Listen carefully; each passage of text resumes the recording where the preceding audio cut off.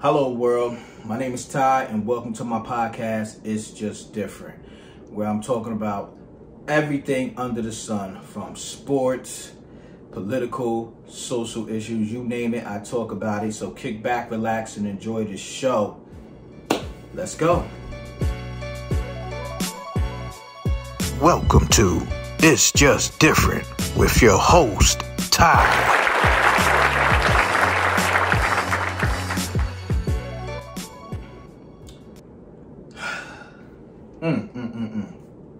Stephen A. Smith. Stephen A. Smith. What did I tell you guys about Stephen A. Smith? What did I tell you guys about Stephen A. Smith? You know, it's a trending topic right now. What's going on? The whole Jerry Jones photo that resurfaced again of him in high school, I believe, down south, segregation, and I guess it was a whole bunch of white people that weren't happy that black kids were going to their school, was integrating, and he was out there. And we're gonna talk about how Stephen A. Smith pretty much did everything as expected to defend his white massa. Stephen A. Smith did everything as expected to defend his white massa. And we're going to talk about that, you know. But first, we're going to talk about Jerry Jones, and who is the owner of the Dallas Cowboys. And his statements to show, or one statement to show that he really much didn't change from that 14-year-old kid in the crowd to now. You know, I know a lot of people will say, yo, he was 14, that was a kid, but hold on now, that might be true. But as a black man in the black community, we know when there's 13, 14, 15-year-olds that do things that are wrong or in the wrong place at the wrong time, they're not given that second opportunity. They're told, yo, he's 14, they know what they did. They should know. They know right from wrong. Got charged them as adults.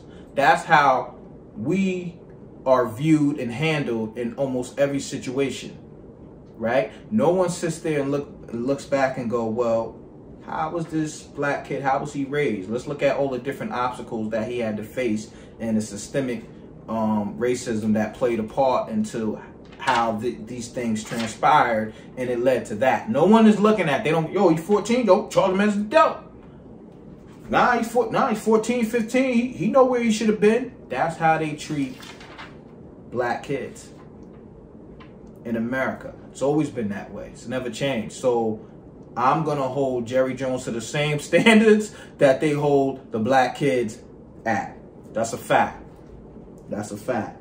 So I just think that, well, the question that I would ask if I had Jerry Jones right here in front of me, what is your stance now as an 80-year-old man in America, billionaire? What is your stance now on how you think? Because again, yeah, that was 65 years ago.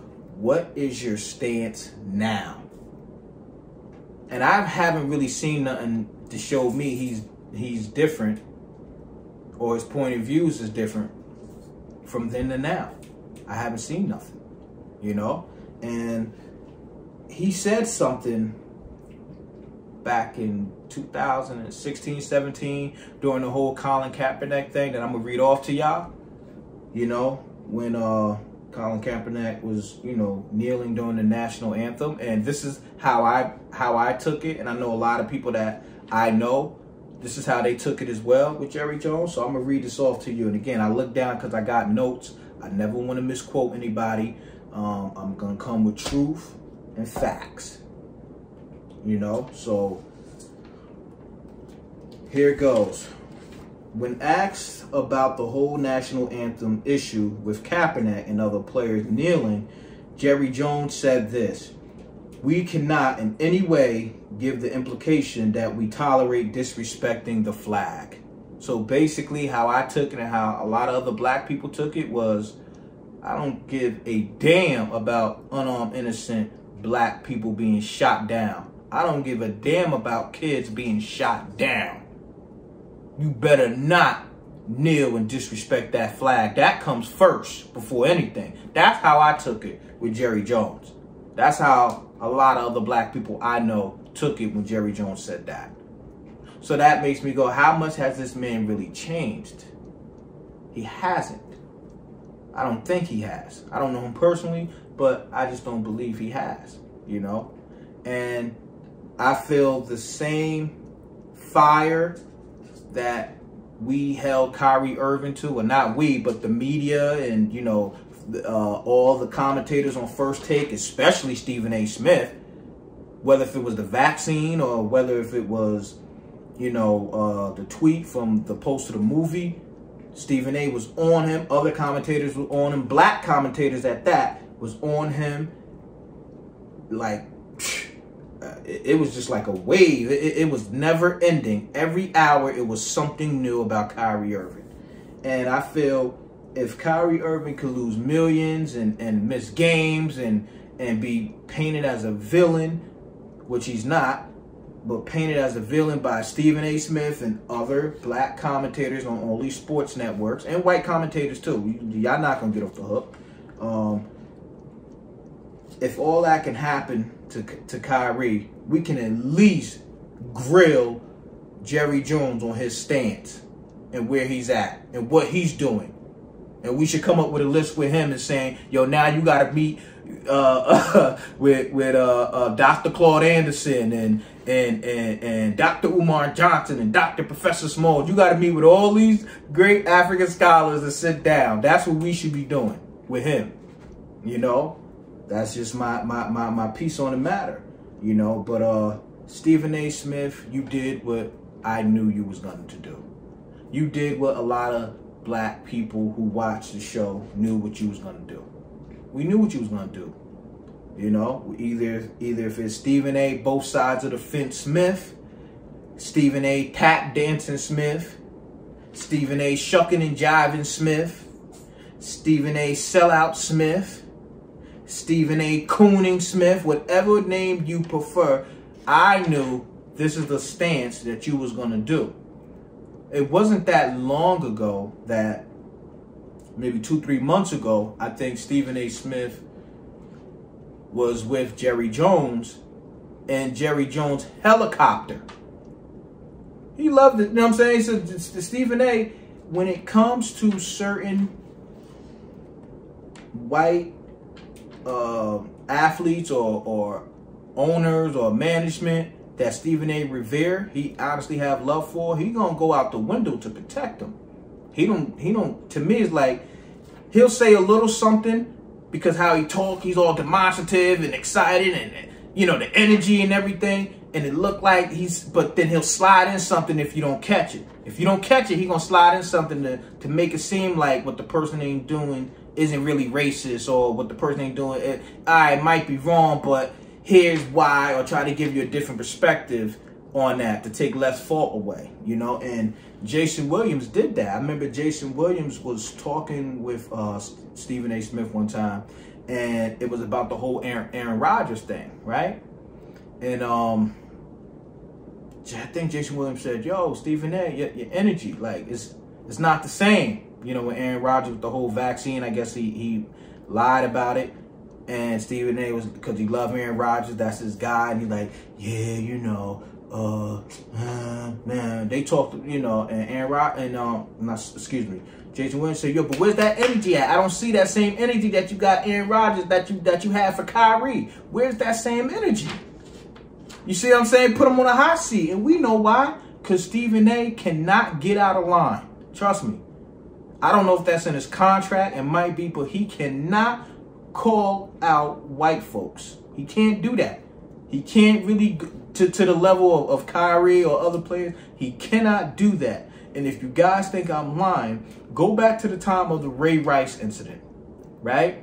And Michelle Beadle, I think, who was it? Michelle Beadle? Michelle Beadle was on there at that time, right?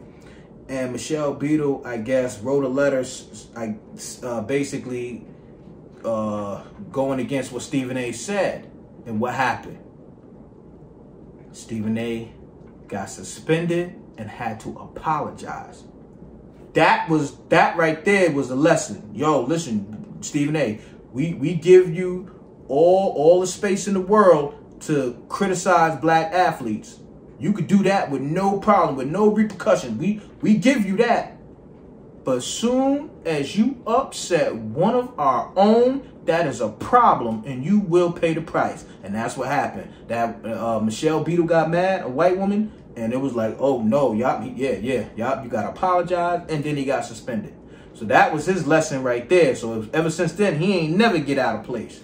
Y'all should know that. Go check it up. Again, don't believe nothing I say. Just do the research. Do the research. That's all I ask. Do the research. That's all I ask. And I'm going to read off something that Stephen A. Smith said on the show. I'm going to break it down. I'm going to read it off. This was his actual words. I got chicken handwriting, so, you know, I wrote it kind of quick. But I'm going to read this off, and then I'm going to break down what he was really saying in this. So on first take, about the whole Jerry Jones photo, Stephen A. Smith. Stephen A. Smith. Stephen Jones, right? Yeah, correct. Stephen A. Smith said, here's the part that bothers me.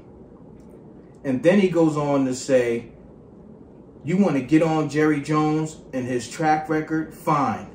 In 2003 or so, you know, he should have hired Dennis Green and shouldn't have gotten an interview on the phone. It should have been an in-person interview. You should have followed the letter of the rule of the law as it pertains to the Rooney Rule. He, Jerry Jones, wanted Bill Parcells universally recognized as one of the greatest football coaches we've ever seen. It was clear he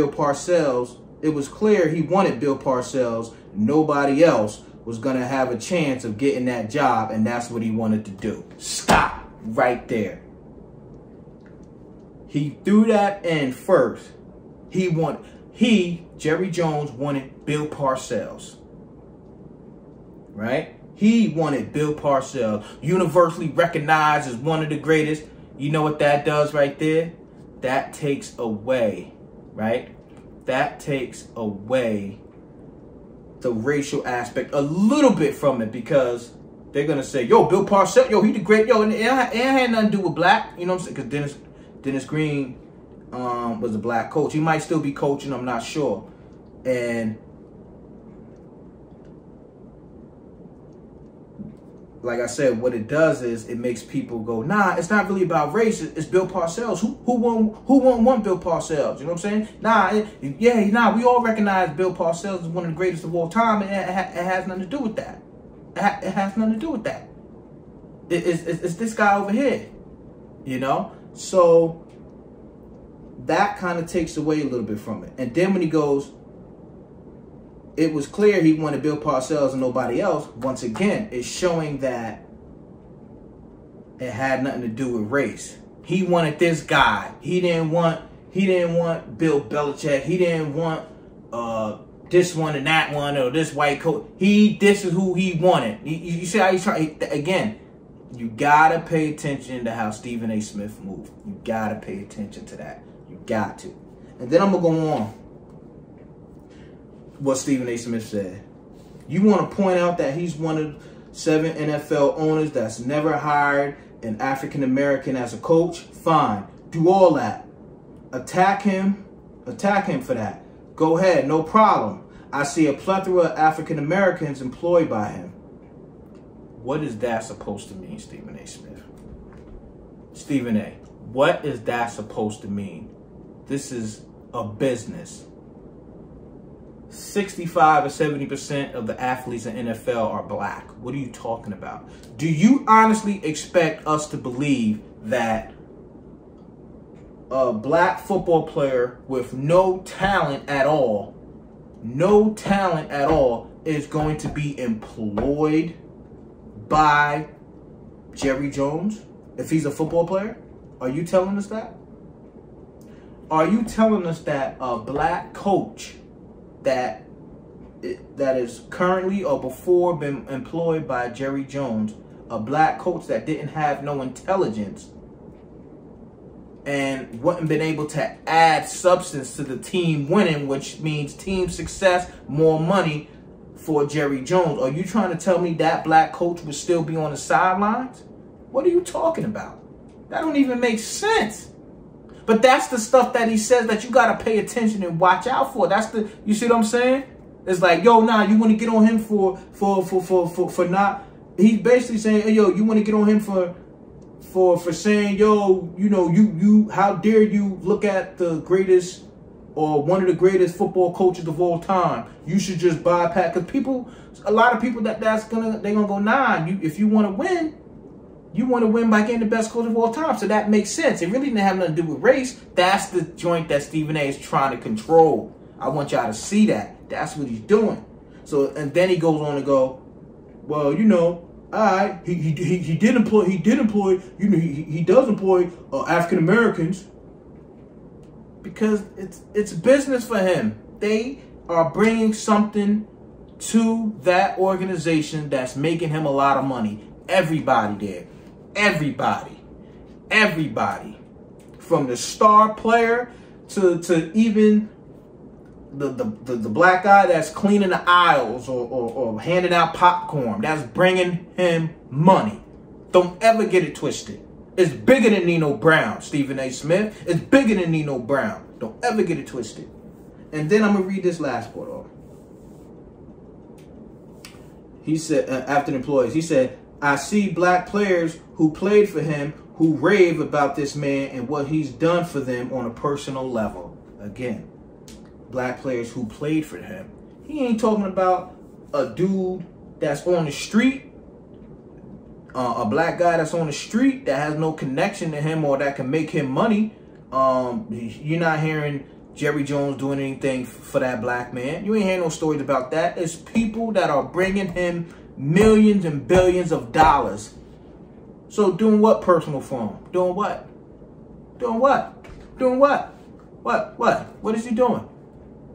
And I'm sure whatever he's doing is nothing compared to what they've done for him to help build his organization and give his family more generational wealth. What are you talking about, Stephen A. Smith? But again, this is what I expect from Stephen A. Smith. So I'm not mad. I'm not sad. A little disappointed again, but he knows this is his bread and butter. He knows this is his bread and butter. And like I said before, he was in the helicopter with Jerry Jones, cheesing and smiling. So you knew then he wasn't, and this was 2 months ago, so you knew he wasn't even going to go that route with that man. He wasn't even going to call him out on that. And I'm going to let y'all listen to that. Now you know if this is me, I got to show up in a big time way. I can't just show up in Big D. I can't just show up in Frisco, Texas. I can't just show up at the Cowboys facility in just any kind of ordinary fashion. I need this to be here in style, so I'm in a helicopter. My guy next to me, ladies. Look at this. Hey, they said he was coming to town. I had a big choice: get him a stick horse or a mule, or take this cowboy helicopter out here. Well, I got to thinking about it. And if I could possibly get him on that helicopter and scare him real good, then I might get him to recant years that said about the Cowboys. But I know one thing, he loves me up here today because he ain't going down until I get that out of him. This is my buddy right here. This is my buddy right here. I'm trying to get back safe. I'm trying to get back safe. So, on that note, fellas, ladies, everybody, the world, thanks for watching. And if you guys got anything else you want me to talk about, please let me know.